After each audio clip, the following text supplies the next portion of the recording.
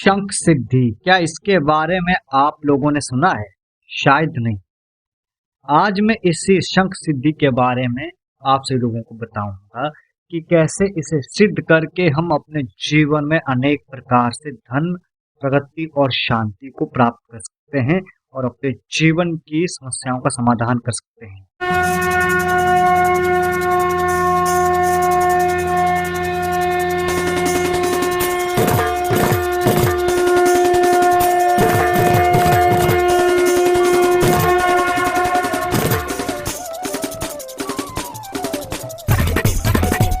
यह चैनल केवल उन साधकों के लिए है जो साधना के क्षेत्र में आगे बढ़ना चाहते हैं और हमारा एक ही उद्देश्य है कि भारतीय प्राचीनतम गूढ़ से गूढ़ विद्याओं के सही ज्ञान से साधकों को अवगत कराना है। आदेश आदेश अलख निरंजन नमो भगवती। कैसे हो आप सभी लोग? आशा और उम्मीद करता हूँ भगवती कृपा से आप सभी लोग ठीक होंगे। पहले तो मैं आप सभी लोगों को धन्यवाद देना चाहता हूँ कि आप सभी लोगों ने अगमरस चैनल को इतना प्यार दिया है। हर वीडियो में आप इतने प्रेम दे रहे हैं और साथ में कमेंट भी कर रहे हैं कि आपको इस तरह के मंत्रों की जानकारी चाहिए। बहुत समय पहले भी किसी व्यक्ति ने कमेंट किया था कि शंख सिद्धि के बारे में बताओ, तो आज मैं आपको शंख सिद्धि के बारे में बताऊंगा, जिसको करने के बाद आप अपने जीवन की हर परेशानी को दूर कर सकते हैं। यहाँ तक कि जो कलिष्ठ रोग होते हैं, जो पीड़ादायक रोग होते हैं, उनका भी निवारण आप इसके माध्यम से कर सकते हैं। और इस सिद्ध शंख को अगर आप पूजा पाठ में बजाते हैं तो इसकी ध्वनि से देवी देवता प्रसन्न होते हैं और उनकी कृपा भी होने लगती है। और इसको सिद्धि करने के बाद अगर आप रोज इसको अपने पूजा पाठ में बजाते तो आपके घर में अनेक प्रकार से धन, प्रगति और शांति की स्थापना होने लगती है और आपके जो कार्य बिगड़ रहे हैं उनमें सुधार होने लगता है। बहुत सरल सा प्रयोग है। इसके लिए आपको कोई बहुत बड़ा महंगा शंख लाने की आवश्यकता नहीं है। जो लोग पूजा पाठ करते हैं उनके घर में अवश्य ही शंख होगा। कहा जाता है कि बिना शंख से कोई भी पूजा पूर्ण नहीं होती है। जिस प्रकार से पूजा पाठ में घंटी वादन करना बहुत ही आवश्यक होता है, उसी प्रकार से पूजा की पूर्णता प्राप्ति के लिए, पूजा की सफलता के लिए शंख को बजाना जरूरी होता है, शंख का नाद करना जरूरी होता है। और कहा जाता है जहां तक शंख का नाद सुनाई देता है वहां तक सभी प्रकार के भूत, प्रेत, ऊपरी आत्माएं भाग जाती है और वहां तक जो कष्टदायक, पीड़ादायक प्रेतात्माएं होती है वो दूर हो जाती है। और जहां तक इसकी ध्वनि जाती है वहां तक किसी भी प्रकार का रोग प्रवेश नहीं कर पाता है। अगर इसको सिद्ध कर लिया जाए तो हमारे जीवन में हमें किसी अन्य साधना की ज्यादा आवश्यकता नहीं पड़ेगी, क्योंकि एक गृहस्थ जीवन के लिए आवश्यक होता है महत्वपूर्ण साधना है और साथ ही साथ कुछ महत्वपूर्ण वस्तुएं जो अपना तांत्रिक प्रभाव दिखाए। क्योंकि अगर आप गृहस्थ है, आप चाहते हैं कि ज्यादा बड़ी पूजा पाठ या साधना नहीं कर पा रहे हैं या नहीं कर सकते हैं, तो आप शंख सिद्धि के माध्यम से अपने जीवन की समस्याओं का समाधान कर सकते हैं। और सबसे बड़ी बात यह है कि अगर इस सिद्ध शंख का जो पानी है, शंख में पानी डालकर उस पानी को आप किसी कटोरे में एकत्रित करते हैं और उस पानी का सेवन करते हैं तो आपको किसी प्रकार का रोग नहीं होगा। अगर कोई रोगी है उसको ये पानी आप 21 दिन तक पिलाते हैं तो उसको उसके रोग में आराम मिलने लग जाएगा। किसी भी प्रकार का रोग हो और जो दवाई खाते हैं आपको नहीं लग रही है तो दवाई का भी असर होना शुरू हो जाएगा। इसके अलावा अगर आप अपने जो तिजोरी है जहाँ पर आप धन रखते हैं वहां पर इस शंख की स्थापना करते हैं तो आपकी जो तिजोरी का धन जो है वो स्थिर होने लग जाएगा और बरकत होने लग जाएगी। अगर आप दुकान का काम करते हैं, व्यापार करते हैं, कोई व्यवसाय करते हैं, कोई बिजनेस करते हैं, इस सिद्ध शंख को अगर आप वहां पे रखते हैं और इसका शंखनाद करते हैं तो आपके बिजनेस में जो भी परेशानियां आ रही है, व्यवसाय में जो दिक्कतें आ रही है, आपके व्यापार में जो भी परेशानियां आ रही है, जो भी विघ्न बाधाएं आ रही है, वो सारी दूर हो जाएगी, समाप्त हो जाएगी और आपका व्यवसाय, व्यापार और बिजनेस तरक्की करने लग जाएगा। अगर कोई भूत प्रेत बाधा से ग्रसित है तो शंख में पानी डालकर उस पानी को शंख मंत्र से अभिमंत्रित करके उस भूत प्रेत वाले व्यक्ति को पिला दो और थोड़ा सा पानी से उसका स्नान करवा दो।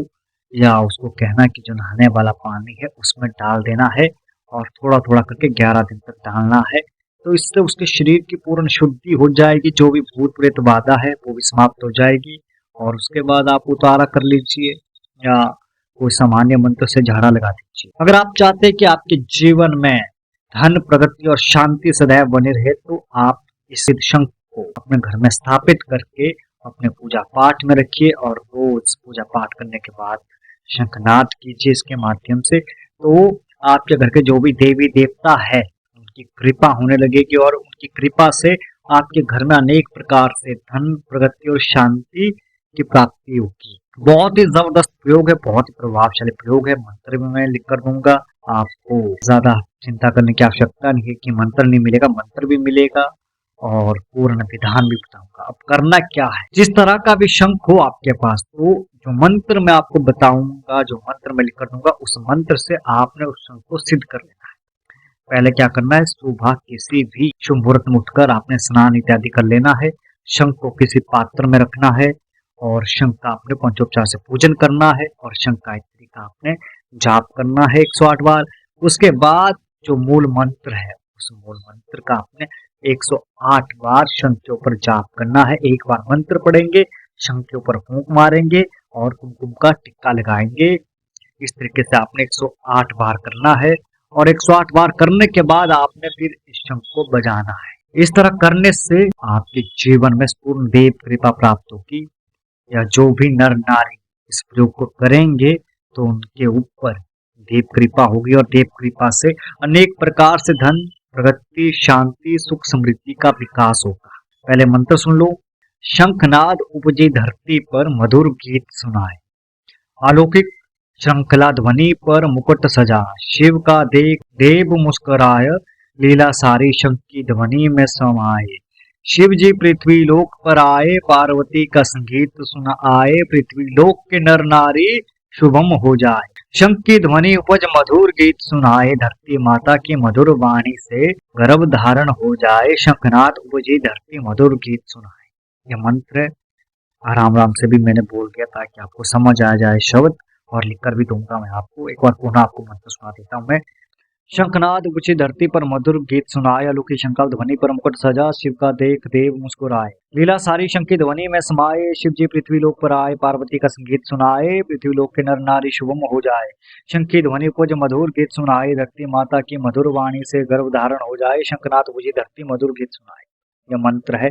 आपने करना क्या है, जो भी शंख आपके पास है, अगर नहीं है तो आपने खरीद लेना है एक नॉर्मल शंख, सामान्य शंख।